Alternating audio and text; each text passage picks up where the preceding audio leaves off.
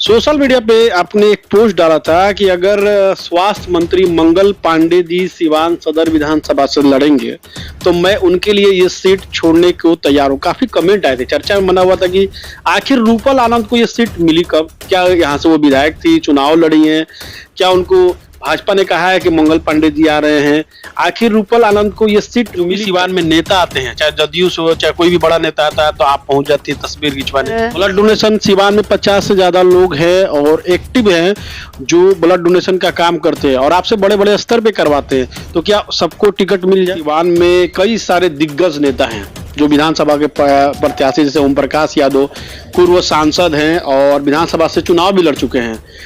व्यासदेव प्रसाद जो पूर्व मंत्री है, उनके पुत्र भी चुनावी रेस में।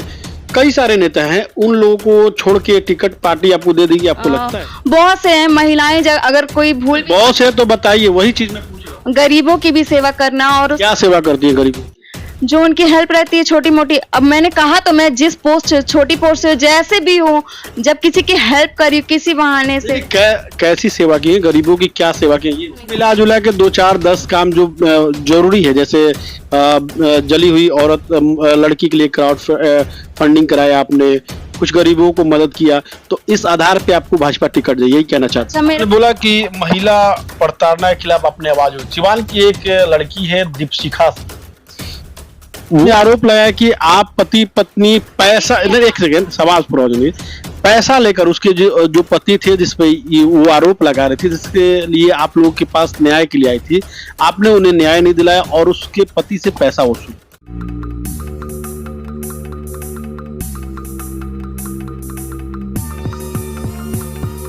आरएस जेम्स एंड ज्वेलर्स, जहां आपको मिलेंगे एक से बढ़कर एक फैंसी डिजाइनों में हॉलमार्क जेवर। जी हां, आपने बिल्कुल सही सुना। अगर आपको भी लेना है गोल्ड और चांदी के जेवर तो चलिए आइए सबसे विश्वसनीय shop RS James and jewellers में।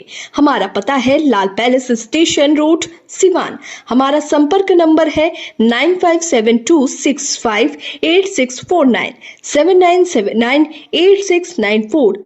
नमस्कार, मैं सचिन और आप देख रहे हैं बिहार न्यूज एक्सप्रेस। चुनावी सरगर्मियां चल रही हैं, तमाम जो प्रत्याशी हैं वो लगातार क्षेत्र में भ्रमण कर रहे हैं और अपने संभावित विधानसभा से अपनी उम्मीदवारी की घोषणा कर रहे हैं। बिहार न्यूज एक्सप्रेस लगातार ऐसे प्रत्याशियों से आपको मिलवा रहा है और कई सारे मुद्दों पर बातचीत भी हो रही है।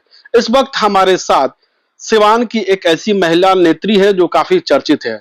अगर आप भी सिवान जिले के रहने वाले हैं तो सोशल मीडिया पर जरूर इनको देखा होगा, क्योंकि इनकी जो भी पोस्टें होती है वो अक्सर सोशल मीडिया पर ये अपडेट करती हैं और लगातार ये सोशल मीडिया पर बनी रहती है। हमारे साथ भाजपा की नगर मंत्री रूपल आनंद जी हैं, जो कई वर्षों से समाज सेवा में भी जुड़ी हुई है और इनसे आज बातचीत करेंगे, क्योंकि ये सिवान सदर विधानसभा की भावी प्रत्याशी के रूप में अपने आप को फेसबुक या अन्य सोशल मीडिया पर प्रमोट कर रही हैं। तो इनसे कई सारे मुद्दों पर बातचीत करेंगे। सबसे पहले रूपल जी, आपका बिहार न्यूज एक्सप्रेस में स्वागत।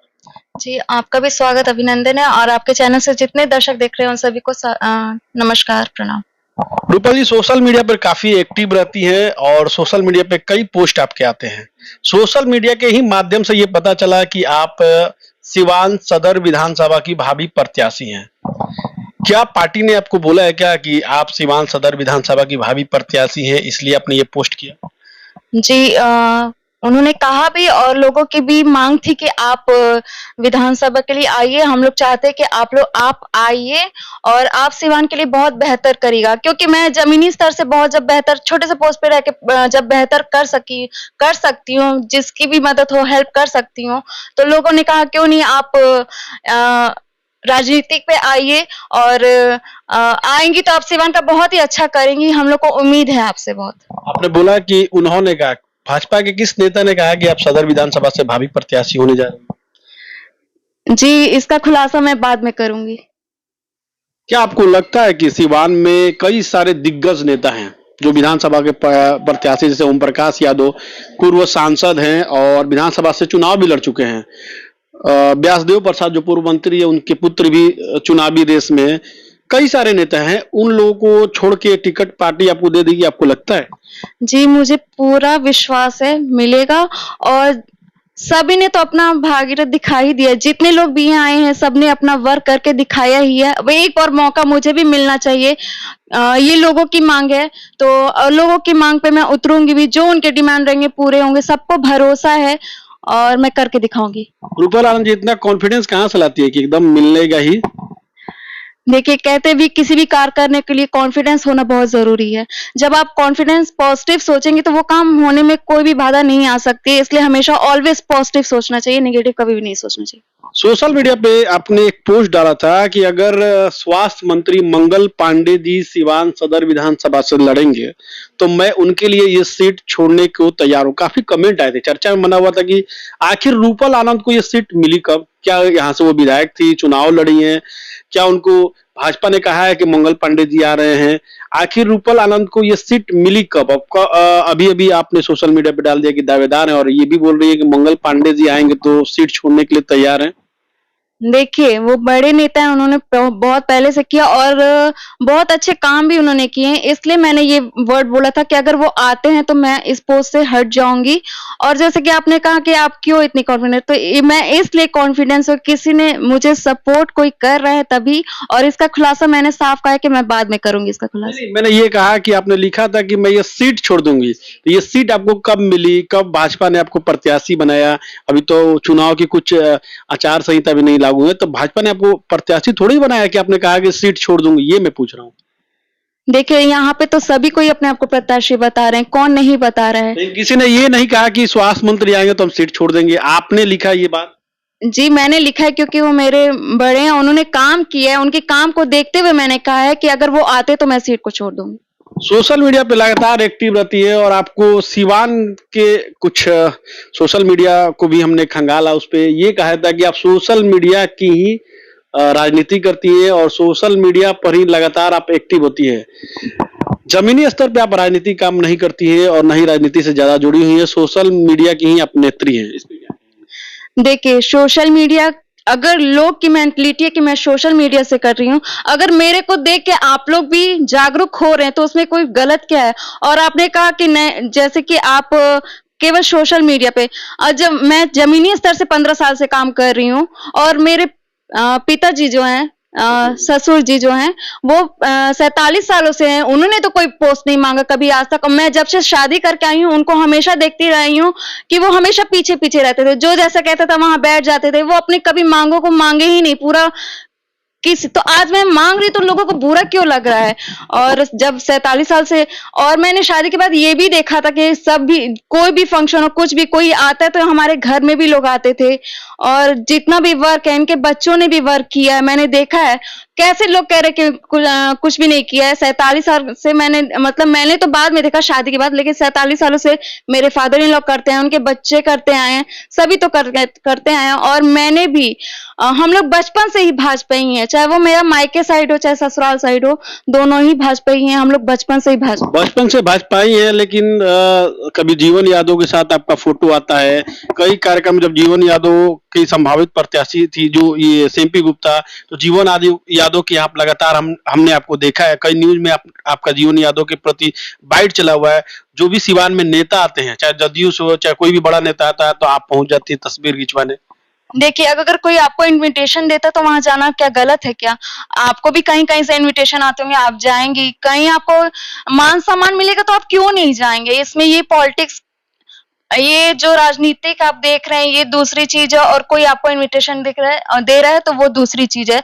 कोई मुझे प्यार से बुला रहा है तो मैं जरूर जाऊंगी। 15 वर्षों से, जैसे आपने बताया कि 15 वर्षों से जमीनी स्तर पे काम करते हैं, कितना काम किए? क्या कुछ विकास के लिए अपने आवाज उठाई? क्या काम आपने 15 वर्षों में किया, जरा सा बताइए। जी, 15 सालों से तो बहुत ही काम किए हैं, जैसे ब्लड डोनेशन हो गया। और ब्लड डोनेशन सिवान में 50 से ज्यादा लोग हैं और एक्टिव हैं जो ब्लड डोनेशन का काम करते हैं और आपसे बड़े बड़े स्तर पे करवाते हैं, तो क्या सबको टिकट मिल जाए? जी, मैं एग्री हूँ आपकी बातों से। सभी कोई केवल ब्लड डोनेशन लेके चलता है। यहाँ पे मैं बहुत सी संस्थाओं से भी जुड़ी हूँ, हर एक वर्ग का किया, चाहे वो महिला प्रताड़ित हो, पुरुष प्रताड़ित हो, और ब्लड का अरेंज कराना हो, फिर से बहुत से हैं महिलाएं, अगर कोई भूल, बहुत से तो बताइए, वही चीज मैं पूछ रहा हूँ। गरीबों की भी सेवा करना। और क्या सेवा करती है गरीबों की? जो उनकी हेल्प रहती है छोटी मोटी। अब मैंने कहा तो मैं जिस पोस्ट छोटी पोस्ट से जैसे भी हूँ, जब किसी की हेल्प करी किसी बहाने से। कैसी सेवा की है, गरीबों की क्या सेवा की है ये बताइए। अब किसी को खाने पीने की भी प्रॉब्लम है, वो भी देखना है, उसके बाद से कपड़ों के भी है, घर के भी है, जितना मेरे से हो सकता है मैं उतने काम करती हूँ। और बस यही कहूँगी। सिवान में ऐसी बहुत सारी संस्था है जो गरीबों को भोजन कराती है, कपड़े जो लोग उतार के फेंक देते हैं वो कपड़ों को कलेक्ट करके गरीबों के बीच वितरण करती है। तो ऐसे में तो सब लोग टिकट के दावेदार हो जाएंगे। देखिए, कहा तो देख के सब अच्छा काम करते हैं। और एक चीज तो मैं भूल गई, क्राउड फंडिंग भी मैंने कराया था। जो यहाँ पे लड़की जली थी बिजली से, तो 11,000 वोल्ट से जो जली थी, तो उसको भी मैंने क्राउड फंडिंग किया था। क्राउड फंडिंग करके ही मैंने उस लड़की को कम से कम 8-9 लाख मिल गए थे। तो उस लड़की, अगर आप मेरी बातों से सहमत नहीं है तो आप सिवान के लोगों से पूछिए, जिसके हेल्प की है उनसे आप जाके पूछिए। मेरे कुछ पोस्ट हैं जो फेसबुक में दिखते हैं और कुछ पोस्ट है जो मैं छुपा के रखती हूँ, हर किसी का मैं दिखा नहीं। मिला जुला के 2-4-10 काम जो जरूरी है, जैसे जली हुई औरत लड़की के लिए क्राउड फंडिंग कराया आपने, कुछ गरीबों को मदद किया, तो इस आधार पे आपको भाजपा टिकट दे, यही कहना चाहते अच्छा, मेरे को आप ये बताइए, लोग तो पार्टी के लिए काम करते, क्या काम करते मुझे ये बताइए ना, क्या काम करते। और मैं जमीनी स्तर से इतना जब वर्क कर रही हूँ, जब पार्टी में आऊंगी तो पार्टी के साथ रह के बहुत अच्छे काम पार्टी के लिए आपने क्या कुछ किया है? बहुत कुछ किया। जैसे जैसे मुझे जहाँ पे बुलाया जाता है, जो कुछ कहा जाता है वो मैं करती हूँ। अभी भी फिलहाल मैंने 10 दिन पहले भी जिलाध्यक्ष जी से बोला था कि कुछ मुझे वर्क दीजिए, जो मेरे लायक काम है आप मुझे एकदम दे सकते हैं। तो उन्होंने बोला जी ठीक है। आपने बोला कि महिला प्रताड़ना के खिलाफ अपनी आवाज उठाई। सिवान की एक लड़की है दीपशिखा, वो आपके पास आई हुई थी और सोशल मीडिया पे वो चिल्ला चिल्ला के कह रही थी आपके बारे में और आपके पति के बारे में कि इन लोगों के पास मैं शिकायत करने गई थी। सोशल मीडिया पे वो वीडियो आज भी है और इन लोगों ने उसके जो पति थे जिसपे वो आरोप लगा रहे थे उससे पैसा लेकर इन लोगों ने मामले को दबा दिया। देखिए, वो एक महिला है, मुझे बोलना नहीं चाहिए, लेकिन आप जब आपने ये बात पूछी है, उन्होंने फेसबुक पे इतना वायरल किया था, ऑडियो भी आपका सामने है। जी जी, मैं सहमत हूँ आपकी बातों से। लेकिन वो फिलहाल मेरे से पहले कितने लोगों के पास गई है और जिन जिन लोगों से नहीं हुआ है उन लोग को वो बदनामी करती हैं। और मैंने जब काम किया, मेरे पास इतने रात के 2-2 बजे तक वो लड़की कॉल करती थी, 12 बजे से 3 बजे तक वो लड़की कॉल करती थी, इतना परेशान कर देती थी। उसके लिए हम दोनों हस्बैंड वाइफ में कभी कभी हो जाता था, इशू हो जाती थी कि इतना ये क्यों फोन करती है। कुछ कमियां उनके में भी है। अगर मैं कहती हूँ लड़कियों को अगर आजाद करना है, जैसे कहते हैं कि लड़कियों को हाँ फ्रीडम देना चाहिए, इतना भी फ्रीडम नहीं देना चाहिए कि अपनी गलतियों को भी नहीं माने वो।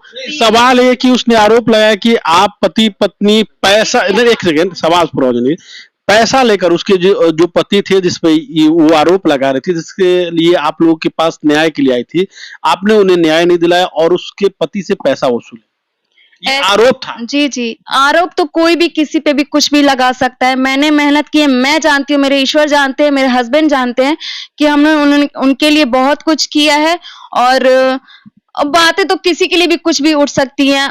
कुछ दिन पहले तो आपके बारे में भी बातें उठी थी, क्या वो सही थी क्या बात? नहीं ना, वो तो आप जान रहे ना सही थी कि नहीं सही थी। मैंने भी उनका काम किया है। अब बीच में उनको क्या इशू है, बीच में उन्होंने कहाँ कहाँ कॉल्स किया, क्या फालतू फालतू के कॉल्स किए, मैंने पहली बार ऐसी महिला लड़की को देखा है कि ये तो मुझे ये फेक लड़की लगी। मैंने खुल के उनसे बोला विकास जी से इसकी हेल्प करने की कोई जरूरत नहीं है, जब हेल्प करके इतने बदनाम है तो फिर छोड़ दीजिए। आप नेता हैं या अभिनेत्री? मैं समाज सेविका हूँ। समाज सेवी हैं, नेत्री हैं या अभिनेत्री हैं, ये बताइए पहले। अब जिसके जो माइंड में सेट है वो वही समझ ले, लेकिन मैं समाज सेवी। एक नेत्री है और आपके रंगीन वीडियो आते हैं मस्ती करते हुए, डांस करते हुए, क्या लगता है एक समाज सेवी जो घरेलू महिला है जो राजनीति के क्षेत्र में उतरना चाहती है, लगातार आपके कई डांस करते हुए वीडियो हैं पति के साथ, उस पर क्या कहेंगे? ये क्वेश्चन तो आपने मुझसे पूछ लिया, लेकिन जो अभद्र जो करते हैं उनसे आप क्यों नहीं पूछ लेते हैं? कौन है अभद्र, जरा नाम बता। मैं नाम नहीं बताना चाहूंगी।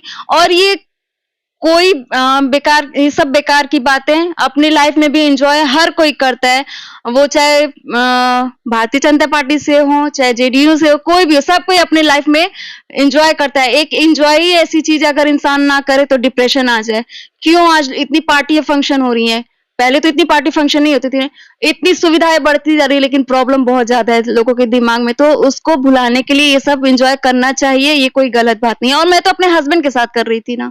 चलिए, सोशल मीडिया पे एक ये आपसे रिलेटेड नेगेटिव सवाल है, एक आखिरी सवाल है नेगेटिव, कि सोशल मीडिया पे अक्सर ये चर्चा होती है कि रूपल आनंद और विकास जो उनके पति हैं, ये लोग जबरदस्ती कहीं जाते हैं, बिना बुलाए जाते हैं, फोटो खिंचवाते हैं और हीरो बनने के लिए सोशल मीडिया पे डालते हैं। ये आपने भी देखा होगा, सोशल मीडिया पे लोग कहते हैं, तो इस पे आप क्या कहें?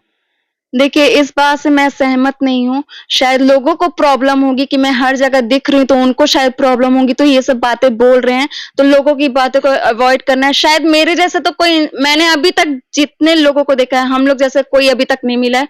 जितने सच्चे और ईमानदार इंसान हम लोग हैं और जितने लगन से काम करते हैं, आज तक आपने इतने एनजीओ चाहे जिसके भी पोस्ट के, मैंने इतने अच्छे से काम किसी को करते नहीं देखा है।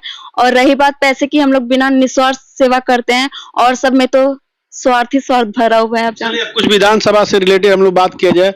सीवान सदर विधानसभा के विधायक हैं अवध बिहारी चौधरी, 5 साल उनका कार्यकाल होने वाला है। 5 सालों में कितना कुछ विकास किया है और क्या आपको लगता है कि क्या और कुछ विकास होना चाहिए? देखिए, विकास की बात कर रहे हैं, आपको कहीं से कुछ विकास दिख रहा है? सब आप प्रत्याशी, आप बताइए।